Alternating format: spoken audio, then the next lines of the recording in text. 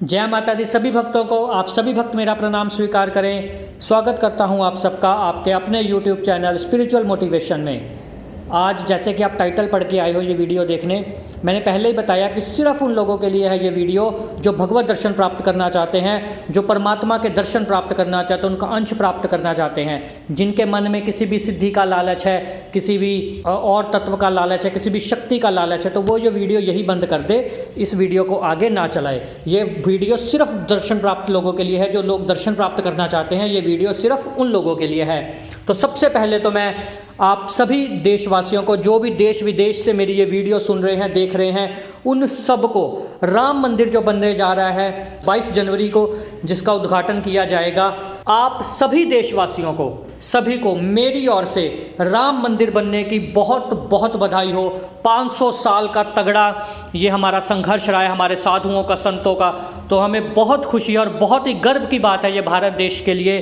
तो एक बार हम सभी प्रेम से बोलेंगे, सियावर रामचंद्र महाराज की जय हो, प्रभु श्री राम की जय हो। तो आज हम राम के नाम से ही शुरू करेंगे। भगवान राम को ही समर्पित ये वीडियो है। जो लोग भी दर्शन करना चाहते हैं, देखिए सबसे पहले तो ये समझिए कि भगवान के दर्शन भावना इसमें मुख्यतः होती है।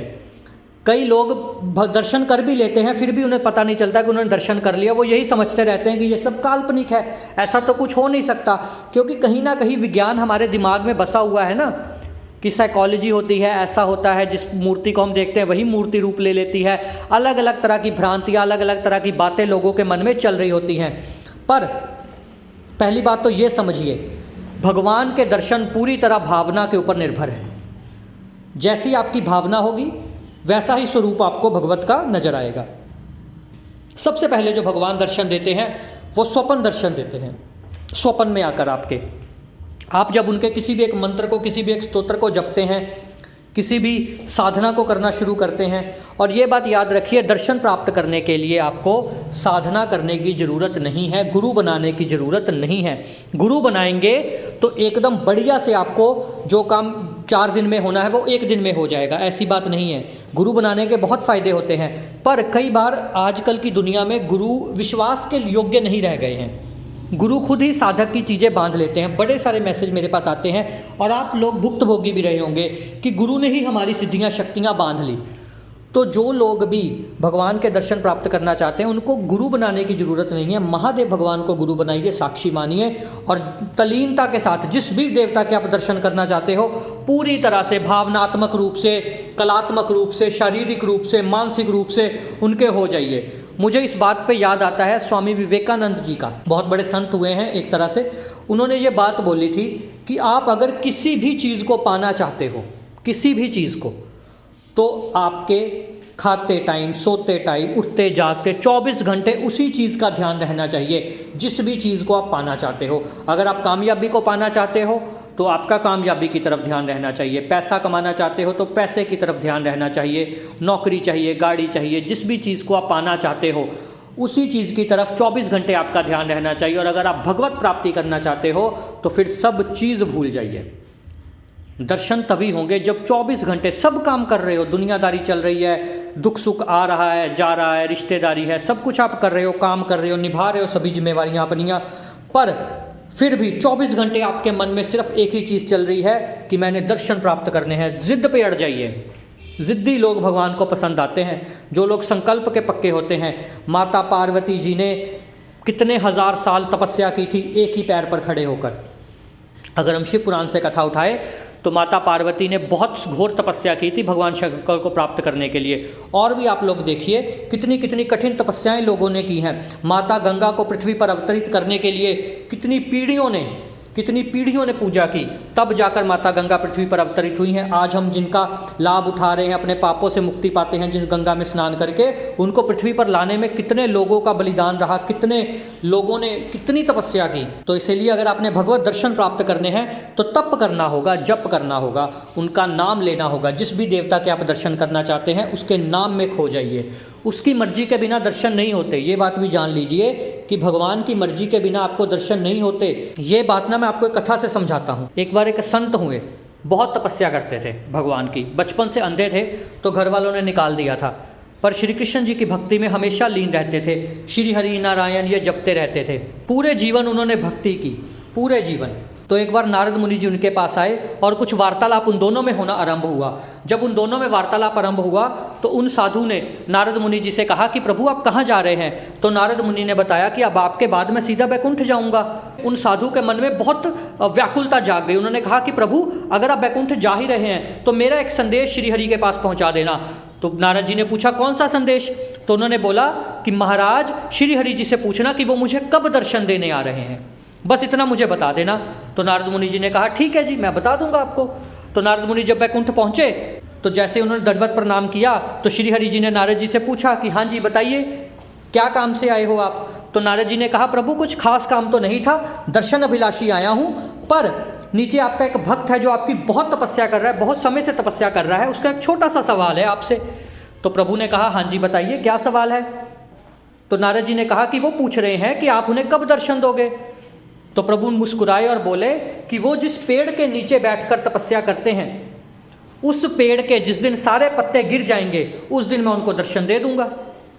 तब नारद जी तो समझ गए कि श्री हरि माया रच रहे हैं, क्योंकि लीला करना उन लीलाधर का नाम है और उनका काम है, लीलाएं वो करते ही रहते हैं। जब उन्होंने नारद जी को बताया तो नारद मुनि जी चले गए उन साधु के पास। तो जब साधु जी ने उन्हें प्रणाम वगैरह किया तो साधु जी बड़े उत्सुक थे। तो उन्होंने कहा प्रभु बताइए कि श्री हरि जी ने क्या कहा? तो नारद जी ने जैसा बताया था श्री हरि ने वैसा ही उनको बता दिया कि जब इस पेड़ के सारे पत्ते गिर जाएंगे तो श्री हरि जी आपको दर्शन देंगे।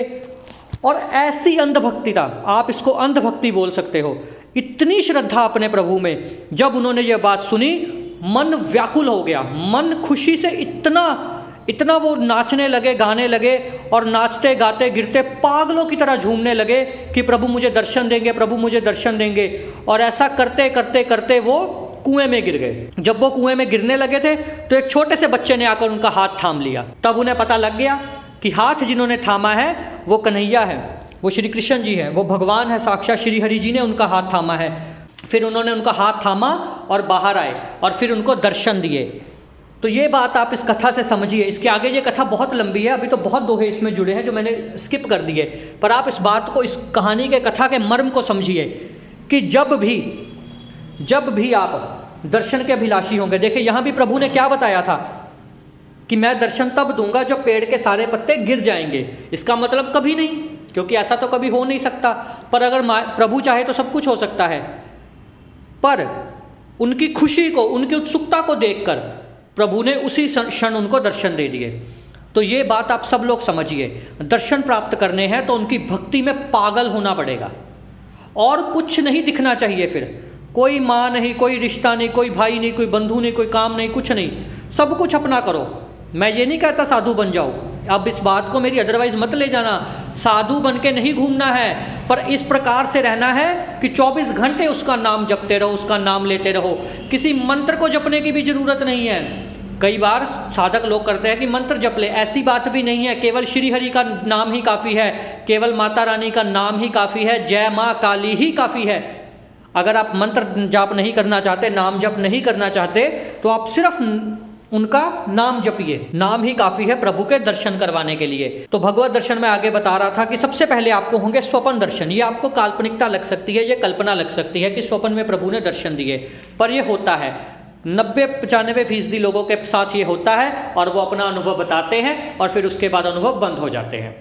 ये साधकों की सबसे बड़ी गलती हमेशा ही रहती है। मैं कई बार बता चुका हूँ ये चीज़ें, पर जो लोग पहली बार वीडियो देख रहे हैं उनके लिए है ये, कि जो लोग भी साधना करते हैं, जब उनको स्वप्न में पहले दर्शन होते हैं तो फिर वो लोगों को अपने अनुभव बताते हैं, फिर अनुभव उन्हें बंद हो जाते हैं। इसलिए कभी भी अपना अनुभव शेयर नहीं करना चाहिए। परमात्मा से जुड़ा हुआ किसी भी प्रकार का अनुभव किसी के साथ शेयर मत कीजिए, दोबारा से आपको रिक्वेस्ट कर रहा हूँ। और इसके बाद दूसरे तरह के दर्शन होते हैं, ये होते हैं सूक्ष्म दर्शन। ये आप मन की आंखों से दर्शन करते हैं। आप कहीं बैठे हैं, कोई भजन कीर्तन चल रहा है, कोई जागरण चल रहा है और आप एकदम ध्यान में बैठे बैठे खो गए। आपने जीवन में कभी ध्यान नहीं किया, पर उसके मंत्र नाम से, उसके नाम जप से, उसके शक्तिपात से आपका मन एकदम उसके पास पहुंच गया, उसके लोक में, और आपको इस प्रकार दर्शन हुए। बहुत सारे लोग मेरी जो वीडियो देख रहे हैं वो बता भी सकते हैं, उन्होंने लोकों के दर्शन किए होंगे प्रभु के। हर देवता का एक अलग लोक है, आप उनके लोक में जाकर उनके दर्शन कर सकते हो। ये होते हैं सूक्ष्म दर्शन, जो आप अपने सूक्ष्म शरीर से करते हो।